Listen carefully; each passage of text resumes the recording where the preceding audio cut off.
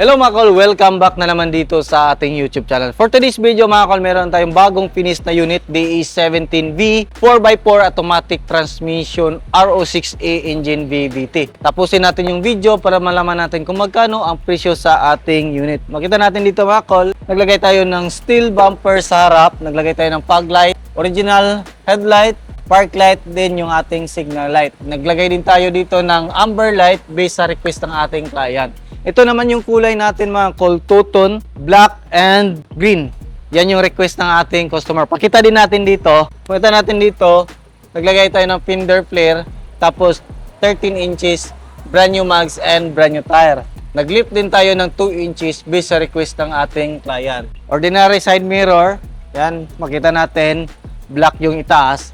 Naglagay tayo ng top load carrier dito sa itaas mga kol, based sa request din ng client natin. Then, nirecommend talaga natin sa mga DE17V or sa mga minivan na gutter type yung ilagay nyo para mas matibay at the same time, kung gusto nyo tanggalin is madali lang. Makita natin dito, makita natin yung lift up kit natin. Yan yung lift up kit natin mga kol. Solid 6mm na bakal yan, tapos pinamachine shop natin. Brake drum yung harap. Tapos ito yung napili na mag wheels ng ating client. 165 by 65 R13. Available din yung mags and tire dito sa shop natin mga kol. Kung kailangan nyo mags and tire, kahit gaano kalaki yung mags and tire, message nyo lang kami sa aming Facebook page. Dito sa likuran, naglagay tayo ng spoiler. Original sa mga D17B, walang spoiler. Tapos third light, washer, wiper. Tapos dito, naglagay din tayo ng step board dito sa likuran. Tapos original yung ating taillight. Dito naglagay tayo ng plate holder para hindi mabin yung plaka. May isang camera dyan. Ito. Ito naman yung loob ng ating minivan. Yan, napakalamig ng aircon. Tapos meron siyang dalawang upuan. At the same time, pwede natin gawing storage box. Pakita natin yung loob. Ayan. Tapos, ito, brand new matting. Brand new yung ceiling natin. Black felt yung nilagay natin. Pakita natin yung loob ng ating minivan dito mismo. Ito yung upuan natin, street set. Ang kaganahan nito sa mga street set, pakita natin. Ito tayo, pag nakaupo tayo, kasi yung tatlong tao, depende sa laki. Tapos yun, manual sliding, hindi siya power slide. Manual window. Tapos hanggang dito lang yung ating window mga kol, para safety sa mga bata. Yan o. Tapos yung kagandahan pa nito, pakita natin, foldable. Kung kailangan natin ng malaking space, ito yung the best para sa inyo mga kol. Ito yung space, pwede natin tanggalin itong mga upuan dito sa harap natin. Balik natin. Dito makita natin yung ating jack and tie range, tapos yung ating riser. Brand new na din yung matting natin dito. Ito yung harap natin, power window yung harap. Meron siyang extra lagayan dito. Meron siyang bottle holder dito or cup holder. Dito, meron siyang cup holder. Naglagay tayo ng digital temperature gauge. Steering wheel stock or original 4x4 switch. Pakita natin dito. Yan, function yung 4x4 natin. Ito is yung ating fog light switch. Ito yung headlight adjuster. Dito naman mga kol, makita natin naka 7 inches touchscreen stereo with reverse camera. Ito yung dashboard natin. So, yan yung setup sa dashboard natin mga kol. Then, ito yung upuan natin. Yan, simple pero napaganda ng seat cover natin. Dito, meron tayong extra lagayan sa itaas. Yan yung kagandahan sa mga DE17 na power window. Meron ganito. Sa non-power window, walang ganito. Pero ang advantage naman nun is yung kanyang window. Manual, bihira lang masira. Yan yung kagandahan nun. Ito, shifter natin, pure automatic, diretso lang. Meron siyang overdrive dito. Kita natin yung overdrive. Sa gilid ng P, meron siyang OD. Tapos yan, aircon switch, easy switch, blower, adjust. Tapos hazard switch nandito. Meron siyang glove box dito. Yan yung glove box niya mga kol. Ito yung matting natin, brand new matting. Ito yung leg groove natin mga kol. Ito yung ating parking brake pedal. Ito yung ating brake pedal. Then yung ating accelerator pedal. Yung accelerator pedal natin is fully electronic. Hindi siya cable type. Meron siyang extra lagayan dito.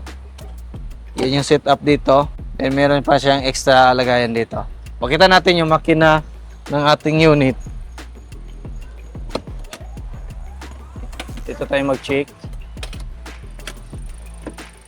Ito yung makina natin mga call, RO6A engine, VVT12 valve, non-turbo. Makita natin, ito yung injector natin, isa, dalawa, tatlo. VVT solenoid, dito tayo mag-refill ng ating engine oil. Dito yung ating spark plug at saka ignition coil. Ito yung ating mga oxygen sensor, temperature sender. Dito yung ating camshaft sensor, sakit sa ating knock sensor. Yan yung mga makikita natin dito. May mga insulator dito, bawat paligid ng ating engine bay. Tapos ito, meron din siyang insulator dito sa ilalim ng ating upuan. Check naman natin sa kabilang side. Napakakintab ng unit natin. So, anti-urethane paint ang gamit natin na pintura. Dito naman, spinner. Ito yung ating gas tank opener. Dito yung ating throttle body, alternator, aircon compressor. Dito tayo mag-check ng ating engine oil. Makita natin mga kung napakalinis ng ating dipstick. Palatandaan na napakaganda ng loob ng ating makina. Wala pa siyang oil sludge. Tapos ito yung ating ATF gauge o yung ating automatic transmission. Yan yung mga gauge ng oil natin mga kol. Yung gamit natin na engine oil is yung ating prime lobe lubricant. Ginawa para sa weather sa Pilipinas. No anti-freeze additive siya mga kol. Then nagdagdag ng 15% na viscosity index para mas maganda yung function ng ating oil para sa ating mga sasakyan mga kol. Dito makita natin yung ating main fuse box, air filter housing, din yung ating ECU nandito sa gilid ng ating air filter. Yan yung setup dito mga kol. Tingnan nyo. Napakaganda. Simple pero napakaganda. Ayan. Yung upuan naman. Kita natin. Buo.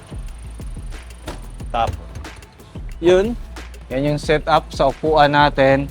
Dito sa likuran. Ito naman sa pinaka dulo. Yung third seat natin. Hood opener. Check natin dito. Check natin dito.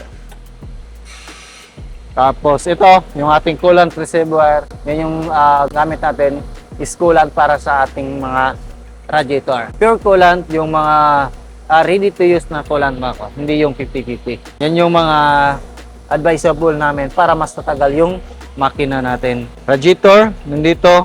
Aircon condenser, nandyan sa harap. Windshield washer, reservoir.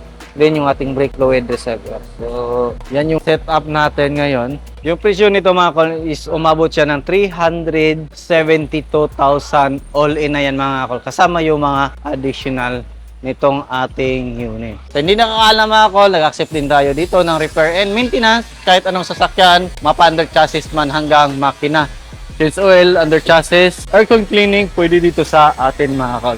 Kung taga Mindanao kayo, bisita lang kayo dito sa ating shop sa Puroktoy, Barangay Santo Niño, Carmen, Davao del Norte. Abangan nyo rin yung ating wheel alignment, wheel balance, and yung ating mga gulong. Available na yan dito mga kol. Mula maliit hanggang sa pinaka-malaki kung gusto nyo mga kol. Yan lang siguro yung ating video for today. Maraming salamat sa iyong patuloy na pagsubaybay sa bago lang sa ating channel. Don't forget to like, share, and subscribe. Then click na rin yung ating notification bell para updated kayo sa ating mga next video uploads kagaya nito. Ingat po mga kol and bye-bye. God bless po sa ating lahat.